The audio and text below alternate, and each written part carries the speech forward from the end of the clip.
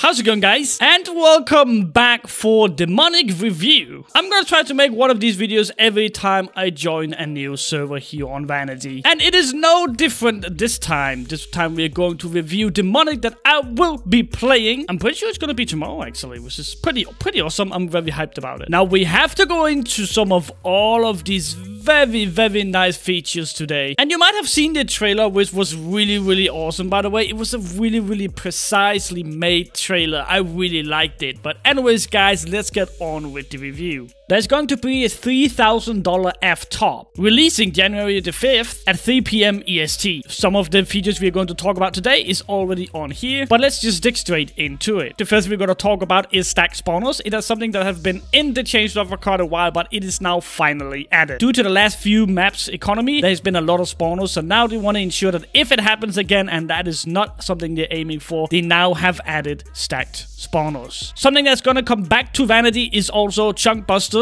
As you might know, we had some issues actually mining down our raid claims, and now we have chunk busters to help us with that. Something newly added is trade pickaxes. This right here is pretty much the easy way to get rid of the netherrack or dirt in between your walls when you're about to water it. This right here is a 15 by 15, so as you can imagine, it's gonna go pretty fast. A major update this map is F-raid. Now you can actually F-raid someone, and when you do it, or if you actually choose to do it, you can stop them from actually using gen buckets, stop them from mining hoppers, stop them from actually getting or mining their own spawners as well. Now, this plugin right here has some positive sides and it also has some negative sides. Hopefully the negative side is something you can solve out yourself if you use your imagination. Of course, you're not gonna F-raid someone as soon as you try to attempt them if they have not discovered your cannon, or you just wait with doing the F-raid thing and just wait until they actually catch you, and then you can stop them from mining spawners, use gen bucket, and so on and so on. A positive side to this one is that they will now be able to know exactly when a raid is over and how long a faction have raided another faction. That way the rules can expand to how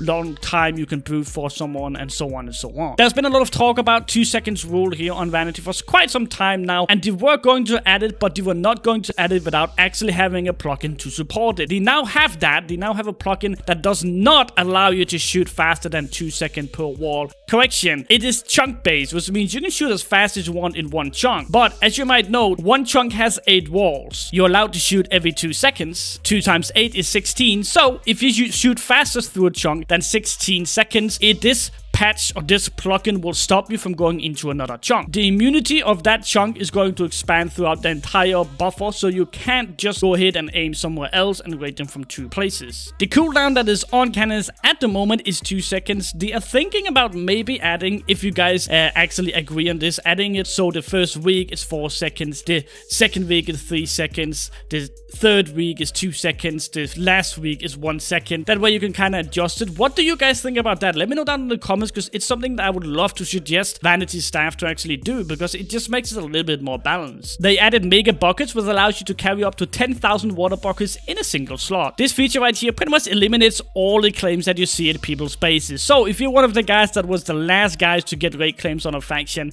and you have to shoot 100 chunks away, fear no more. Raid claims have been implemented, and these are the claims you're gonna use if you want to raid someone. Raid claims is pretty easy. To keep your raid claims, all you're gonna do is just feed it money. The max amount of hours you can most likely keep the raid claims if you don't pay it money is 24 hours. Which means, let's for an example say you feed it 100k, that is going to make it last 24 hours. But of course you can choose to only pay it 1,000 and maybe only last an hour. But the threshold or the max capacity of this one over here before you have to fill it again is 24 hours right now. As you can see at the bottom, it's a 10 by 10 area, and that should be plenty. They now added black scrolls to remove enchants you don't want in your gear. They added something called D-kits that I am not allowed to say much about. Actually, I don't know much about this. It's going to be a big ass secret before the server release. But what I heard is that D-kits can give you perks that you can find in some areas. So maybe you're gonna get a bonus damage in Warzone. Maybe you're gonna get 2 seconds cooldown off your grapple or something like that. So it's gonna be something similar to that. So you have to wear special D-kits in special environments. It is not something that's really overpowered, but it's just a little feature that I think is really fun. You can now lava fetch for OP gear, items, keys, so on and so on. Bycraft has been completely FTOP revamped, which means there's no pay-to-win monthly crates anymore. And throwable sex, armor, and just sex in general has been more valuable. That means that you're not going to run around with 10 stacks of sex. Do you like to troll your faction? Well, fear no more, friendly fire has been added. Bosses have finally been added. You can get very OP loot in here, especially crate keys, monthly crates, and stuff like that is something you can get from all of these. To help make everything fair, they have added force invites, which means if the server allows 65 people in a faction, that is going to stay 65 people. Every time you kick a player and you try to invite him again, you use 1 force invite. You get 5 force invites per week, and that should keep everything equal. You can now check your faction members' balance with F status. Notified chunks have been added. Now, this one here was not added to actually protect your main base, but more if you had something else going around. Maybe if you had like a small farm somewhere or if a small vault, then you'll be able to let, I'm pretty sure it's 4 or 6 chunks that will notify people in your faction chat if they are getting TNT'd. They nerfed the buffer from 30 chunks to 20 chunks due to the new rules. Air gap defense is not allowed anymore, which means that the defense on either a cannon box, your base, your farm, anything like that with air gap defense is not allowed. They added /stagger, which pretty much allows you to patch quickly, but it's very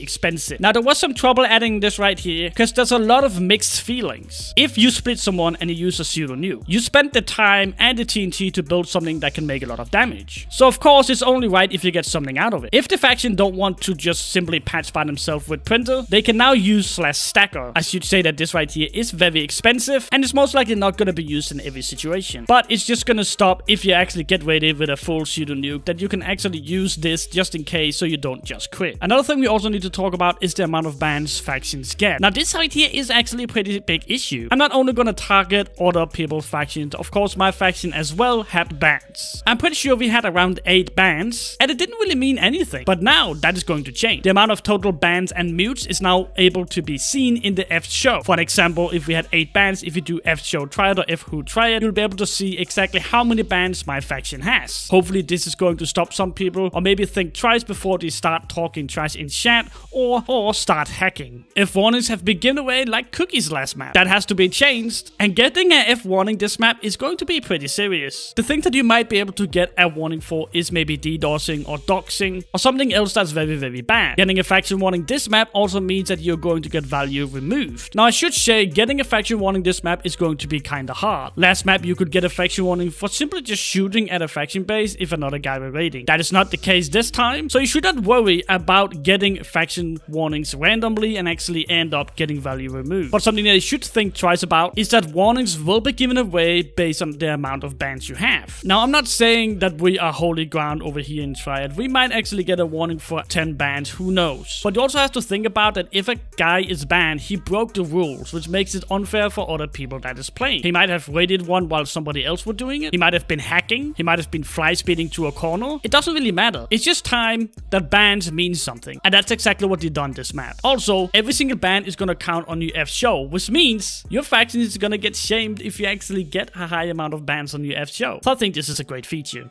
And I think that will be the end of the video. Hopefully you guys enjoyed it. Now, hopefully I'll be able to see you guys on Demonic tomorrow, which is going to release January 5th, 3 PM EST. There's going to be a $3,000 FTOP, and I cannot wait. I am actually really hyped. But regardless, the video is now over. Hopefully you guys enjoyed it. If you did, make sure you leave a comment down below, and also comment down below what you think the rule for the cannon speed should be. But anyways, my name is Dexter, and I'm out.